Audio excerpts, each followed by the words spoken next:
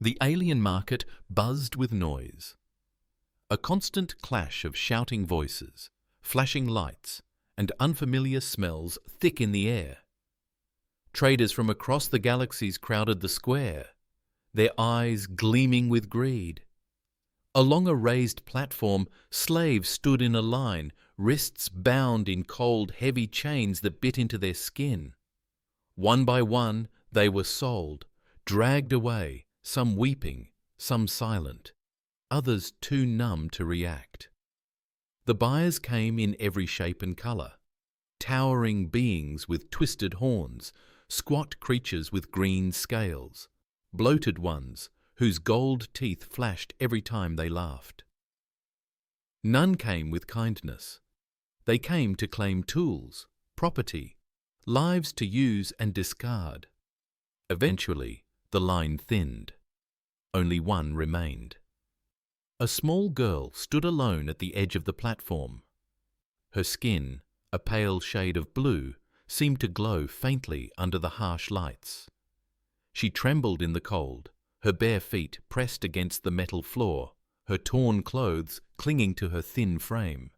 Tangled black hair veiled half her face, but the other half revealed wide, sleepless eyes, eyes that had seen too much and still understood too little. The auctioneer turned to face the crowd, his voice harsh and gravelly. "This one's young, still got strength in her, could be useful, cleaning, serving, or whatever else you need." He paused, letting the words hang in the air. "Who'll start the bidding?" The crowd fell silent. The auctioneer tried again, louder and angrier. "Come on, just one credit. Take her. She is still—" "Olivia," a tall alien laughed and turned away. "She looks sick. She will die in one day. Not worth it." "I tanner the seed we feed a thing that cannot even stand straight," others laughed. Some did not even look at her. The girl looked down, her feet shaking. She knew this feeling before. She had felt it when her village burned, when her mother was taken, when her voice was no longer heard. She was nothing again. The auctioneer spat on the ground and turned away. "Worthless, useless, throw her with the trash." A scarred man stepped forward, ready to drag her away. But then something strange happened. A hand rose from the back of the crowd, a human hand. Noise stopped for a moment. Heads turned. Slowly, the guards froze. The auctioneer blinked. "You want her?" the auctioneer asked, his voice unsure. The human said nothing. He walked forward slowly, his steps calm. He looked at the girl, not with hunger, not with hate, just quieted. The human stopped in front of her. The girl did not move. She did not speak. She was ready to be hurt again, ready to be kicked, ready to disappear. The human placed one coin in the auctioneer's hand and took the chain gently. The guards laughed. "You are wasting your money, human. You should have taken something stronger." But the human did not listen. He walked with the girl through the crowd. No one stopped him. Some looked in silence. Others whispered. The girl walked beside him, her legs weak. She did not understand what was happening. Was he another master? Was he going to hurt her later, when no one could see? They walked far from the market into the desert where the human ship waited. It was small, but clean. He opened the door and helped her inside. She sat on the floor, her back against the wall, her hands still shaking. The human gave her a blanket and a piece of bread. She stared at it like it was fiery. He said in a soft voice. She did not answer. She just looked at him, waiting for the trick, waiting for the pain. But no pain came. He sat on the floor across from her, not too close, not too far. He did not chain her again. He did not shout. He did not touch her. The ship lifted into the sky, leaving the slave world behind. The girl looked out the window. Stars passed by slowly. She held the bread in her hand, but still did not eat. Why did he buy her? What did he want from her? What would happen when they reached his planet? Many questions filled her head, but she did not ask them. Her voice had been silent for too long. Her heart still wrapped in fur. The human closed his eyes and leaned back, resting. She watched him, wondering why he had picked her. No one had ever chosen her before, until now. The ship moved through the stars, quiet and cold inside. The girl sat on the floor, her knees close to her chest. The blanket around her shoulders felt soft but heavy, like it did not belong to her. The piece of bread still in her hand, now hard and untouched. She did not sleep. Her eyes stayed open, her mind full of fear. The human was still in the seat near the front of the ship. He pressed buttons and stared at the screens. Lights blinked around him, but he did not speak. He did not look at her again. Why did he take her? What did he want from her? Her heart beat fast in her chest. She had seen men like him before. They always pretended to be kind at first, then they showed their true face. But this one was too calm, too quiet, and that made her even more afraid. She looked around the ship, searching for weapons, sharp tools, escape routes. But everything was clean and locked, nothing easy to reach. She could not fight him even if she tried. Her body was too weak, her spirit was already broken. Past maybe days, she could not tell. Time and space. The ship never stopped. The stars never changed. The human spoke only once when he gave her water. He placed the bottle near her and said, "Drink, you need it." Then he walked away again and said nothing more. The girl stared at the bottle for a long time. Maybe it was poison, maybe it was a trick, but thirst burned her throat. So she drank it slowly, tasting nothing but metal and fearing the third night. She tried to run, waited until the human was sleeping, or at least his eyes were closed. She walked slowly across the ship, her bare feet silent on the metal floor. She reached the door and pressed the panel. Nothing happened. The door did not open. Tried again, pressing harder. Now panicking, the door stayed closed. Her breath came faster, her hands shaking. Then she heard footsteps behind. She turned around, expecting a hit, a shout of punishment. But the human only stood there, watching her with tired eyes. "You want to go?" he asked, his voice low and quiet. She said nothing, her mouth dry again, her eyes full of terror. He stepped aside and pointed to a smaller panel near the wall. "You have to press both panels together to open the door, that one and this one." She looked at him, confused, not understanding why he was helping her escape. He said nothing more, just turned around and walked back to the other side of the ship. She stood there frozen, not knowing what to do. Her legs felt heavy, her fingers numb. If he wanted to trap her, why give her the way out? She walked back to the corner, slowly sat down again, and pulled the blanket around her tighter. This time she ate a piece of the bread. It was dry but real. Her stomach hurt with each bite, but she did not stop. Next day, the human gave her new clothes, soft and clean, folded neatly. He placed them beside her and walked away again. No orders, no threats, no change. She looked at the clothes, then at her own torn rags, and slowly began to change. She did not understand this game. If it was a trap, it was a strange one. Only on the 5th day the ship landed. A green world filled the window. Trees, mountains, rivers, clouds. It was beautiful and quiet. No cities, no crowds, no auctioneers, no cages. The human opened the door and stepped out. The sun touched his face. He closed his eyes and breathed deeply, then turned back and waited. The girl stood at the doorway, afraid again. A curious sun. "You can stay or leave. The choice is yours." She looked around. No guards, no walls, just trees and sky. And when she stepped out slowly, the ground was soft under her feet. For the first time in a long time, she felt air that did not smell like smoke. The human walked ahead down a dirt path toward a small cabin made of wood and metal. Strange machines around it, solar panels on the roof, tools hanging by the door. He opened the door and stepped inside. She followed carefully, her eyes on every corner. Inside was warm, simple.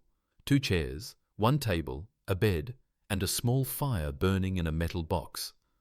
The human pointed to the bed. "You can sleep there." She did not answer, just sat on the floor again, her back against the wall. The human placed a plate of food on the table, then sat down and began to eat. He did not offer her any, but he did not stop her. When she slowly walked up and took some from the plate, he ate in silence. The fire crackled. The wind blew outside.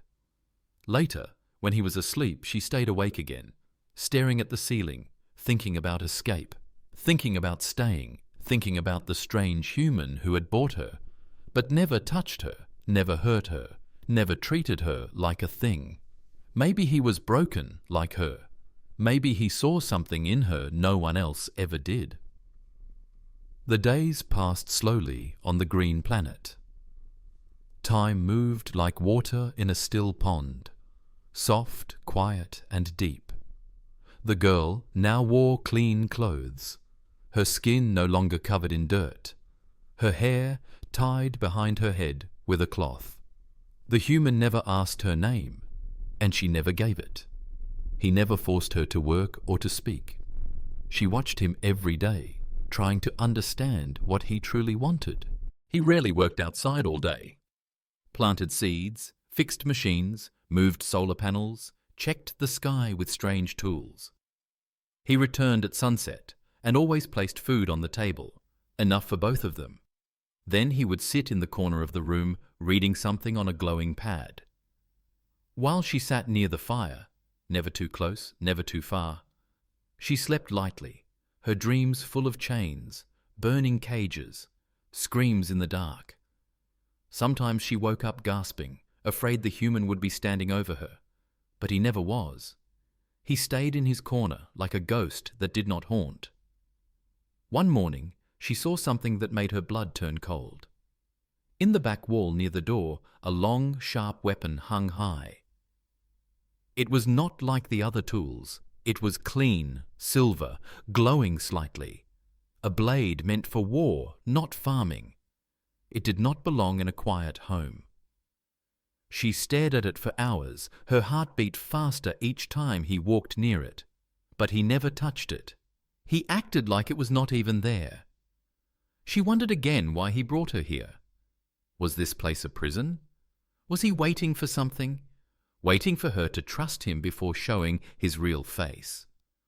One night, she sat near the fire and whispered, "Why me?" The human did not answer. He looked at her and then said softly, "You were left behind." She looked away, the fire reflected in her eyes. "That does not mean I'm yours," she said, her voice shaking. "You are not mine," he said. "You are free." She did not believe him, not fully, but his words felt like warm water in a cold room. She wanted to believe, even if her heart still wore chains. The next day, something strange happened. A ship flew overhead, low and fast. It was black with red marks, the sound sharp, like knives cutting through wind. The girl froze, her hands gripping the edge of the table. She had seen ships like that before. They belonged to slavers. The human stood outside, watching the sky, his face calm, but his eyes hard like stone. When the ship disappeared behind the hills, he turned to her and said, "Pack your things. We might need to move." She had no things, but she still walked to the corner and picked up the blanket, folded it slowly, her hands trembling. That night, they did not sleep. The human stayed near the door, holding a small device that blinked red and green. He listened to static sounds and clicked buttons silently. She stayed near the fire, staring at the weapon on the wall. In the morning, he gave her a small bag with food and water, then pointed to the forest. "If anything happens, run that way. Do not stop. Do not wait for me." She opened her mouth to speak, but no words came. Her throat tied with fear. She nodded and took the bag. For 2 days, nothing happened. The sky remained clear. The forest quiet. Only birds. A wind filled the air. But the fear never left her chest. On the 3rd day, the black ship returned. This time, it landed. She saw them from the window.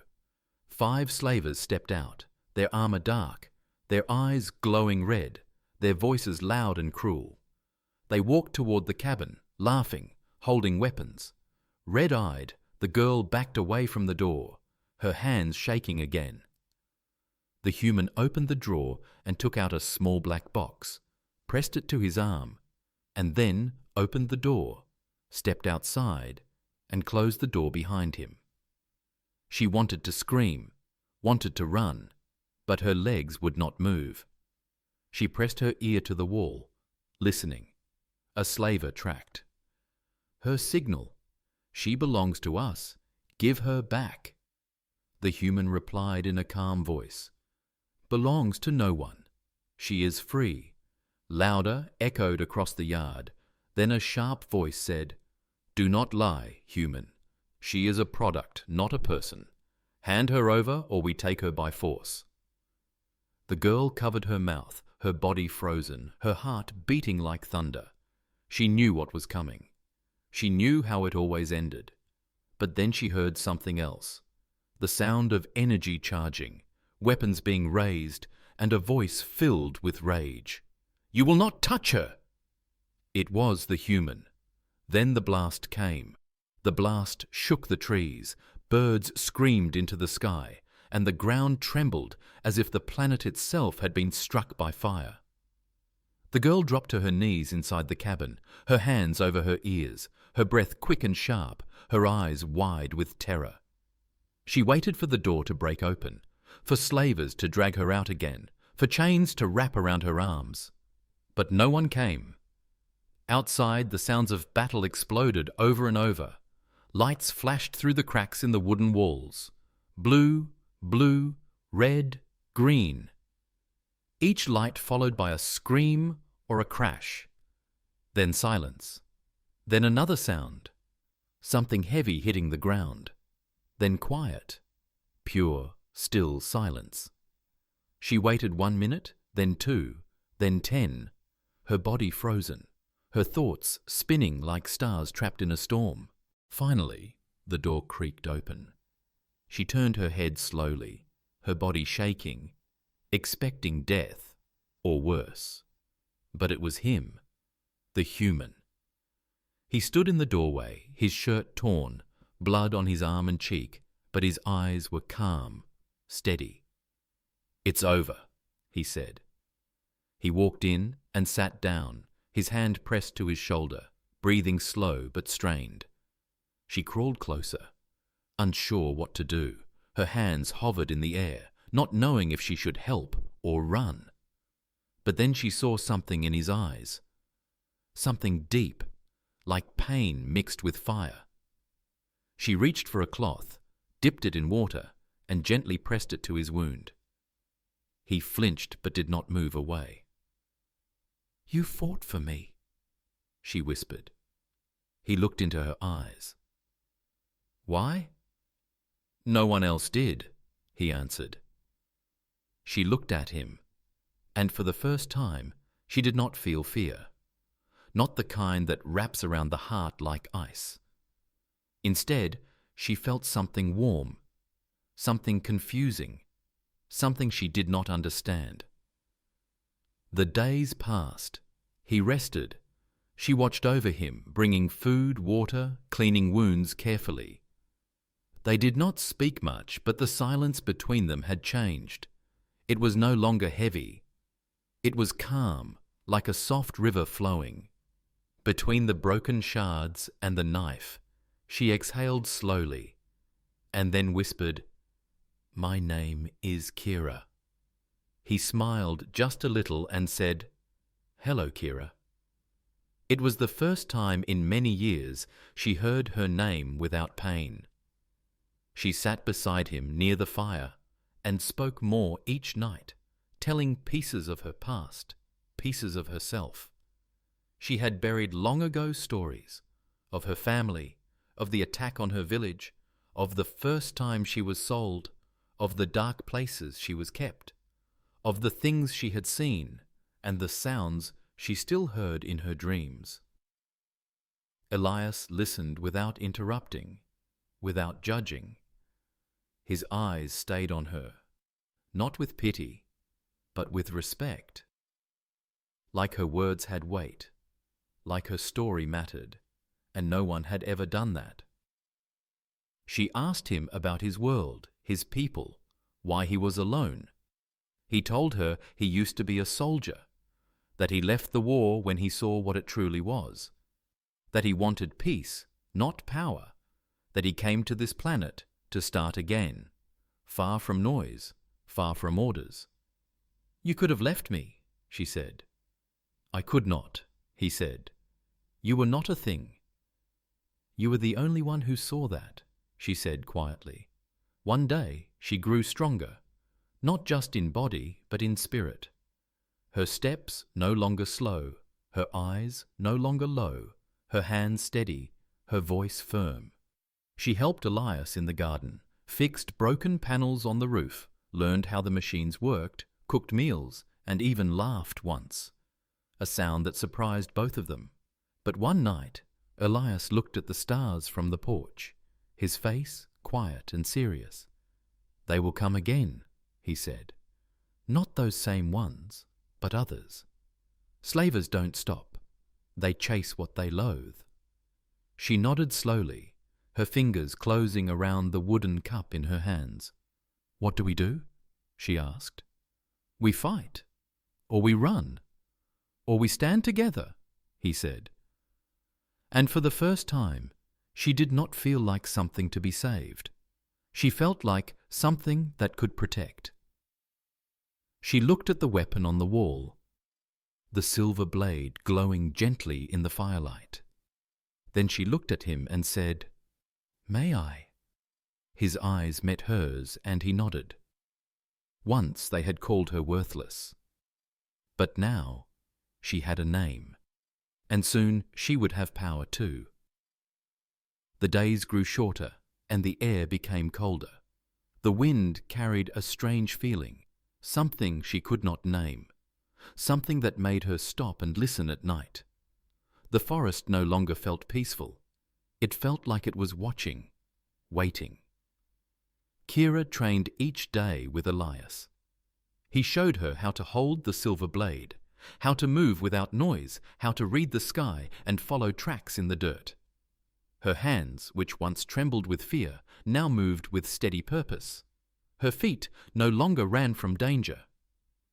They stood still, waiting to face it. But inside her heart, the fear never truly left. It slept deep and quiet like a storm, waiting under calm water. One evening, while fixing the power cables near the edge of the field, Kira heard a sound. It was low, distant, and familiar, like thunder, but not from the sky. She stood up slowly, her eyes searching the horizon. Then she saw it. A ship. Small, fast, black and red, just like before. It moved across the sky and vanished behind the mountains. She dropped her tools and ran back to the cabin, her breath sharp in her throat. Elias looked up from his work, his face hard and quiet. "You saw it too?" she asked. He nodded. "What do we do?" she asked, her voice already shaking. "Prepare," he said. They moved fast, gathering supplies, checking weapons, building traps along the forest edge. Elias opened a hidden compartment under the floor and took out a small metal case. Inside were old tools, maps, and a second blade, shorter but just as sharp. He handed it to her without a word. Kira gripped it with both hands. The weight was strange but comforting. The night came fast and heavy. They did not sleep. The next morning the ship returned, but this time it did not land far. It came directly above the cabin, slowly circling as if sniffing the ground for heat, for breath, for life. Then it landed. 3 tall slavers stepped out, their faces covered in metal, their voices deep and cold. They carried stun rods and scanners. They moved like hunters, so confident. Kira and Elias watched from inside, crouched low behind the table. "We have to run," she whispered, her hands tight around the blood, Kira, he said. "They're not just here for you, they're here for blood. If we run, they burn this place down. They won't stop." "So what do we do?" she asked. "Show them they made a mistake."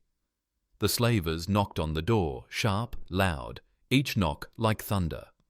"Track the signal," the first voice said. "No," her second voice laughed. "We were paid to bring her back, or burn everything." Elias opened the door slowly, his hands raised, his voice calm. "There is no one here like that." The third one said nothing and fired a shot past his head. Kira stayed hidden, her breath frozen, her heart pounding in her ears. "We'll search," said the first slaver, and pushed Elias aside. One by one they scanned everything, opening drawers, lifting blankets, kicking the fire pit, breaking plates. Kira waited in the dark corner near the bed, her blade ready, her body shaking not from fear but from fire, from something growing inside her that she never knew was there. One of the slavers stepped too close. His scanner beeped, once, twice, then pointed at her. He reached out, but before his hand touched her wrist, she moved, like lightning, like instinct. The blade flashed upward, cutting across his arm. He screamed, dropped the scanner, stepped back, blood spilling onto the floor. She jumped to her feet, ready for more. The other 2 turned, but Elias was already moving, the silver blade in his hand a blur. He struck one in the chest. Sparks flew. The armor cracked. The last one fired his stun rod. It hit Elias in the side. He fell back, groaning. Kira screamed and rushed forward, the smaller blade in her hand. She leaped onto the last slaver, knocking him down. The blade sank into the joint of his armor. He howled and grabbed her wrist, trying to pull her off, but she did not stop. She had stopped before, in the past, when they hit her, when they locked her, when they called her nothing. But not this time. This time, she was something else. The slaver stopped moving. The cabin fell silent. Only the sound of fire crackling and heavy breath. And Kira stood over him, her chest rising and falling, her eyes wild, her hands stained with blood. Elias slowly sat up, his hand on his side. "Are you hurt?" he asked. She stared. "No," she said, but her voice shook. He looked at her, long and quiet. "You saved my life." "They tried to take me," she said, "but I am not theirs anymore." He nodded and stood up. "Let's bury them before the ship calls more."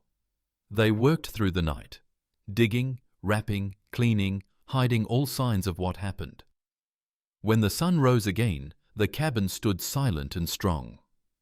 The wind blew over the roof, and the trees whispered like they knew her name. Kira looked at her hands, then at the blade, then at the sky, and for the first time in her life, she felt powerful. The morning sun touched the blood-stained soil near the forest line. The graves were shallow and quiet, hidden beneath broken leaves and branches. The ship that brought the slavers still burned in the distance, smoke curling into the sky like a message or a warning. Kira stood near the edge of the trees, her blade in one hand, her heart heavy but steady. The fear inside her had changed. It was no longer a storm. Now it was fire, deep, hot, controlled. Elias was inside the cabin repairing the door. The blast had left it crooked, the wall scarred. His wounds still fresh, but he moved like a man who had no time for pain. She walked back slowly, eyes scanning the sky, ears open for any sound of engines or movement. The peace felt thin, like it could break any second. "We need to leave," she said the moment she stepped in. He looked at her, not with surprise, but with quiet agreement. "They'll send more," she said. "Those 3 were scouts. Next time it will be worse." "I know," he said, and walked to the back room, pulling open the floor again, revealing old weapons, gear, and a black bag with blinking lights. "Run?" she asked, scared. "No," he said. "We move. We fight. But not from here. We go where they can't track us, where we choose the ground." "Where is that?" she asked. He handed her a device, a small glowing map full of dots. "Out past, there's a system full of abandoned colonies, far away. No law, no slavers, no war. Just survivors like us." She looked at the map. The blinking dot showed a long road. "How long will it take?" 12 weeks, if we move fast and don't stop." "When do we leave?" "Now." They packed quickly. Not much, just food, water, weapons, old data chips, a second blade for her, a stronger one with a red handle. She tied it to her back and felt the weight settle across her spine like memory. They left the cabin as the sun touched the roof for the last time.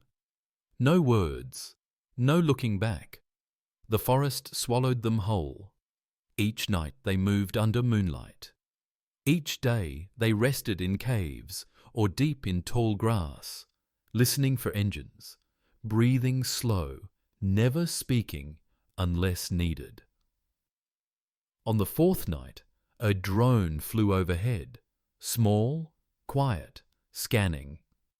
Elias grabbed her arm and pulled her into the dirt, covering both their bodies with leaves and dust.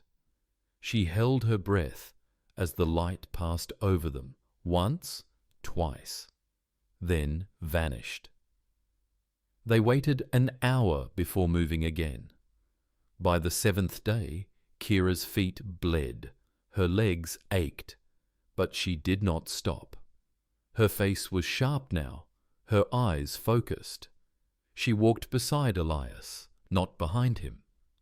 They reached a mountain range where the signal was weakest. No trackers, no scans. "Here we build a beacon," Elias said. "Send a false path, lead them away." "Will it work?" "If they believe the lie, yes." "And if they don't?" "We prepare for the last stand." At night, as Elias built the signal, Kira sat near a fire, her blade in her lap, hands resting, eyes closed. She listened to the wind, the crack of sticks, the low hum of stars above her. Then she heard a noise in the distance, soft, like a branch snapping. She opened her eyes and stood quietly. Someone was coming. She ran to Elias, whispering fast. "Movement. To the east. I heard steps. Maybe 3. He picked up his weapon. "No more running," he said. They waited behind a ridge, the fire gone, the beacon sending false signals, already blinking red into the sky. Then they saw them. 4 shapes, dark armor, scanning devices, blinking eyes, moving slow, so confidently. "They haven't seen us yet," Kira whispered. "Then we act first," Elias said. She tightened her grip around the blade, her breath steady. "Make them regret coming." They moved like ghosts through the rocks. Her heart beat fast, but not from fear. It beat like a drum, ready for war. Elias struck from above, firing first. The blast hit the lead slaver in the chest, sending him flying. Kira jumped down, her blade flashing. The second slaver raised his weapon, too late. Her blade struck his arm. He screamed and fell. The third one turned and fired. A stun shot. It missed. She rolled, grabbed a rock and threw it hard. It cracked against his mask. He stumbled back, and Elias finished him with a single strike. The fourth slaver raised a beacon to call for help. Kira ran toward him, the world slowing, her feet light, her body moving without thought. The blade in her hand now part of her. She jumped high over a stone wall and landed beside him, blade slicing across his hand. The beacon dropped. He growled and grabbed her neck, choking. She kicked and drove the blade into his side, again and again, until she felt his grip loosening. He coughed, stepped back, and looked at what she had done. He fell down. No help called, no signals. Elias walked to her, blood on his arm again, but alive. He watched, nodding, still catching his breath. "You have gotten worse," he said. They stood under the stars again, blood on their hands, ash in their lungs, but they were still standing. "We can't keep running," she said. "We won't," he said. "Next time we finish it. For good." And for the first time, she believed they could. The mountain wind was cold, but Kira did not feel it. She stood near the broken edge of the cliff, watching the stars blink above her like distant eyes, watching their struggle. She had not slept in days, neither had Elias. They took turns watching the ridge, cleaning wounds, checking the sky again and again for slavers. The ones they killed were buried under stone and dirt. No markers, no names, just silence and dust. But Kira remembered each one, remembered their faces, their weapons, their last breath. She remembered because she was no longer afraid. And Elias worked quickly. They knew this fight was not over. The false beacon bought them time, but not safety. The slaver network would trace the signal, find the dead, and send more. And the next ones would not be scouts. They would be soldiers. "We need to end this," she said, standing beside him near the campfire. "How?" he asked, voice steady. "We find their outpost and destroy it." Elias looked at her, not with doubt, but with something close to pride. "You sure?" "They won't stop until I'm chained again or dead," she said, "and I won't run any more." He nodded and opened the map, scanned old signals, traced the ship paths from before. "There," he pointed, "near the red planet, edge of the sector. Hidden base, underground, limited guards, high security." "Do we have enough weapons?" she asked. "Barely," he said. "We have a plan." "Then we go." The journey was long, across frozen valleys, through sandstorms and broken tunnels once used by miners, now filled with slaver tech, scanners, drones, traps. They avoided all of it with careful steps. As silent nights, they moved like shadows, blades at their side, fire in their hearts. On the 10th day, they saw it, a dark structure carved into the rock, blinking red lights, guards outside, towers above full of motion sensors and heat scans. "We can't go through the front," she whispered. "Then we go under," Elias said, and showed her an old access tunnel map, half erased from the database, but still marked on his pad. They entered at night, water dripping from the ceiling, rats and shadows moving all around. The air was thick and full of oil.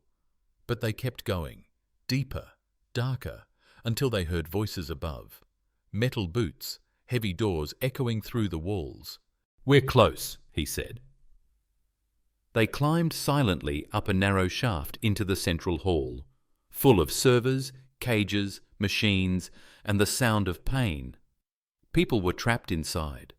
Cages small and cold, faces thin, eyes emptying like hers had once been. Kira froze, her fingers gripping the blade, her breath shaking. She saw a girl behind the bars, young, eyes wide, watching hers. She looked like Kira had looked once. Unspoken, forgotten, silent. "Move fast," Elias said, placing charges on the machines, on the fuel lines, on the control cores. But Kira walked to the cages and whispered, "It's okay, we are here."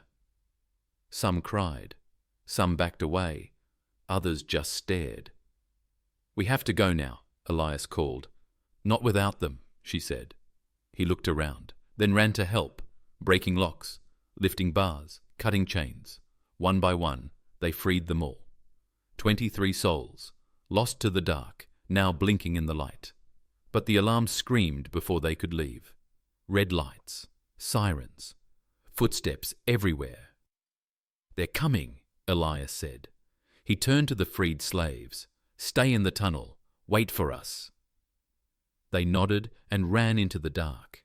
Kira and Elias stood in the hall, blades ready, backs straight, eyes focused. A soldier stormed in, armored, loud, confident. "There," she said. "Is she the commander?" "I am here," Kira said, stepping forward. The commander laughed. "You again, the worthless girl from the auction, the failure." Kira raised her blade and said, "Not anymore." Then the fight began. Blasts flew, blades clashed, bodies hit the ground, one by one. She moved like lightning, like wind, like vengeance. She did not stop. She did not fall. Elias fought beside her, like fire and stone, holding the line, covering her back, striking fast. Charges blew, the walls cracked, the systems burned, smoke filled the room, and the sky above shattered. When it was done, only two stood in the ruin, Kira and Elias, blood on their arms, fire behind them, silence around them. The freed slaves came out, blinking, coughing. One of them, a small boy, walked to Kira and held her hand. "Thank you," he said, voice soft.